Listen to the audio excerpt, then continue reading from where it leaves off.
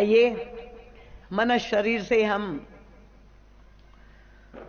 उस प्रसंग में प्रवेश करें। वह दिव्य दृश्य जो आपके सामने है, आदि शक्ति जगदम्बा पराम्बा जगत जननी मातेश्वरी श्री किशोरी जी अशोक वाटिका में विराजमान है और अतुलित बलधामम श्री हनुमान जी महाराज एक नन्हे से कपी के रूप में मां के समक्ष हाथ जोड़ करके खड़े हैं।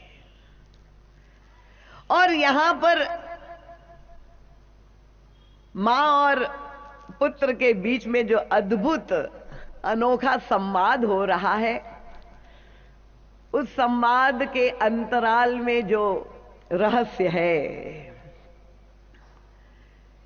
श्री किशोरी जी ने हनुमान जी महाराज पर आशीर्वादों की वृष्टि कर दी है और ऐसे विलक्षण अद्भुत अनोखे आशीर्वाद श्री सीता जी ने हनुमान जी महाराज को यहां पर प्रदान किए हैं कि जिसको सुन करके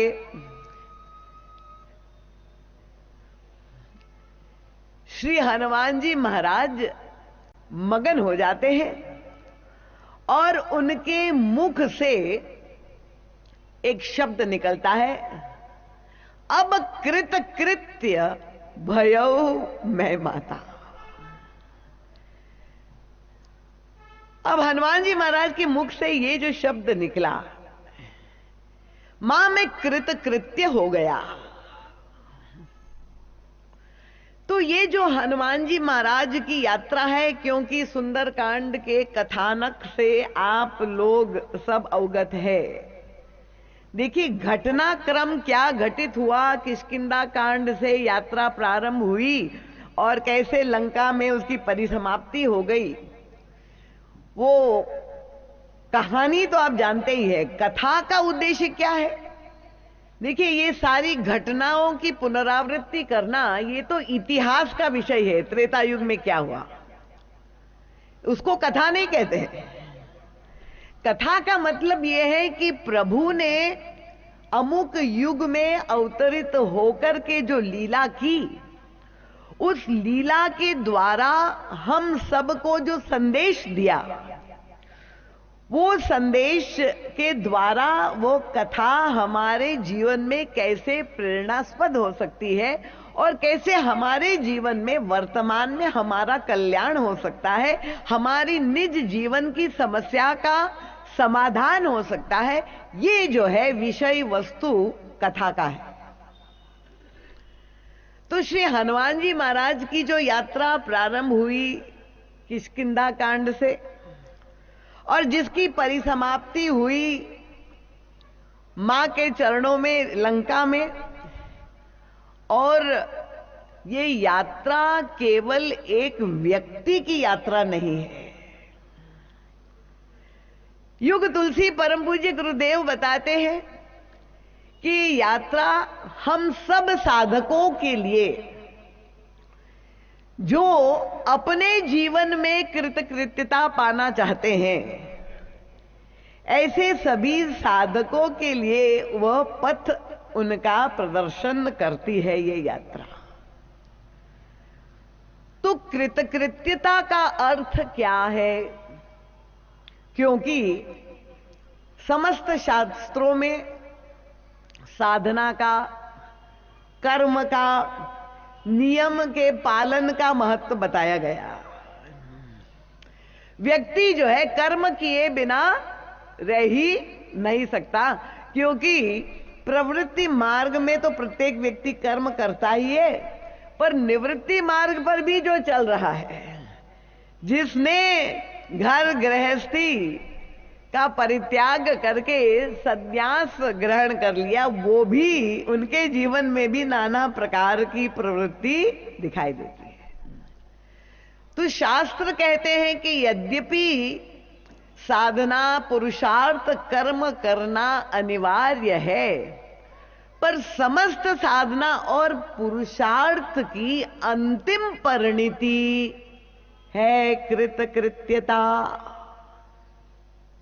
देखिए, मैं प्रयास करूंगी कि जितना सरल हो और सरस हो, पर मैं पुनः पुनः कहूंगी कि आप लोग पूरी जागृत अवस्था में, मुझे चैतन्य श्रोता चाहिए, तभी आप उस प्रसंग के मर्म से अवगत हो पाएंगे। श्री हनुमान जी महाराज पर मां ने जब आशीर्वाद देना प्रारंभ किया, श्री किशोर जी ने कहा, पुत्र मैं चाहती हूं कि तुम्हारे व्यक्तित्व में समस्त बल के साथ शील का भी उदय हो तात बल शील निधाना। बहुत दुर्लभ है बल और शील दोनों का सामंजस्य। और साथ में उन्होंने ये भी कहा कि पुत्र तुम अजर रहो, चिर यौवन का आशीर्वाद दे दिया, कभी वृद्धावस्था तुम्हें कष्ट ना दे, तुम अमर रहो पुत्र, समस्त गुण तुम में निवास करे। इनमें से अगर एक भी आशीर्वाद हम लोगों को मिल जाए तो देखिए हम लोग तो कितने प्रसन्न हो जाए कि भाई बुढ़ापा कभी ना आए। तो सबसे अधिक प्रसन्नता देखिए, सबके चेहरे खिल उठे। यहां मां ने इस तरह से आशीर्वाद दिया, पर हनुमान जी महाराज, देखिए गोस्वामी तुलसीदास जी ने ये यहां पर एक अंतर कर दिया। हो तात बल शील निधाना, अजर अमर गुण निधि सुत हो। ये कहने के बाद गोस्वामी जी ने कहा, निर्भर प्रेम मगन हनुमाना। तो निर्भर प्रेम में हनुमान जी महाराज मगन हो गए। पर ये कब हुए? जब मां ने वो अंतिम आशीर्वाद दिया। उन्होंने कहा, करई कृपा प्रभु अस सुनिकाना। जब तक मां ने 5 आशीर्वाद दिए, हो तात बल शील निधाना, अजर अमर गुण निधि सुत हो, तब तक हनुमान जी पर कोई प्रभाव नहीं आया। पर जहां मां ने कहा, मैं चाहती हूं कि मेरे प्रियतम तुम्हें सदा सदा के लिए बहुत बहुत प्यार करे, बहुत छोह करे, और ये शब्द जब श्री हनुमान जी महाराज के कर्ण कोहरों में गिरे, तो करई कृपा प्रभु अस सुनी काना, निर्भर प्रेम मगन हनुमान। नाचने लगे श्री हनुमान जी महाराज। तो ये युग तुलसी परम पूज्य महाराज श्री की अन्वेषण करने की दृष्टि है। क्योंकि गोस्वामी तुलसीदास जी मानस में जो शब्द लिखते हैं वो एक भी शब्द निरर्थक नहीं होते।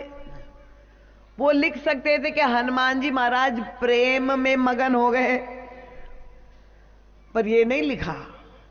क्या शब्द लिखा? निर्भर प्रेम मगन हनुमान। तो ये निर्भर प्रेम क्या है? प्रेम और निर्भर प्रेम में क्या अंतर है? और ये कब लिखा? जब तक ये अजरता, अमरता, बल, शील, गुण निधि का आशीर्वाद दिया, तब तक गोस्वामी तुलसीदास जी ने नहीं लिखा कि हनुमान जी निर्भर प्रेम में मगन हो गए। पर जब ये लिखा कि करई कृपा, करई बहुत रघुनायक छोहू, जब ये मां के मुख से निकला तो हनुमान जी महाराज निर्भर प्रेम में मगन हो गए। तो ये निर्भर प्रेम किसे कहते हैं? ये कृतकृत्यता। अगर कोई व्यक्ति अपने जीवन में कृतकृत्यता पाना चाहता है तो उसकी साधना का श्री गणेश कहां से होता है? पहले मैं आपके समक्ष कृतकृत्यता की व्याख्या कर दूं। कृतकृत्य का मतलब क्या है कि जब व्यक्ति के जीवन में कुछ भी कर्म करना शेष न रह जाए। अब उसे लगे कि अब कुछ भी मुझे पाना नहीं है, और जब कुछ पाना नहीं है तो कुछ करना भी शेष नहीं रह जाता। बहुधा यही सद्गृहस्थों में प्रवृत्ति दिखाई देती है कि भाई शास्त्र कहता है कि हम अपने सारे कर्तव्य धर्म का पालन तो करते हैं, पर हमें जो है भगवान का भजन करना, भगवान से प्रेम करना, ये भी हमारा कर्तव्य है। और तब यही बात आती है सत्संग में, आप देखें अगर किसी से पूछ दे कि भाई आप दिखाई नहीं दे रहे हैं, वहां कथा हो रही है, उनका क्या बताए, शादी विवाह में जाना पड़ रहा है, जब से मैं आई हूं तो यही सुन रहे हैं कि भाई बहुत सावे हैं।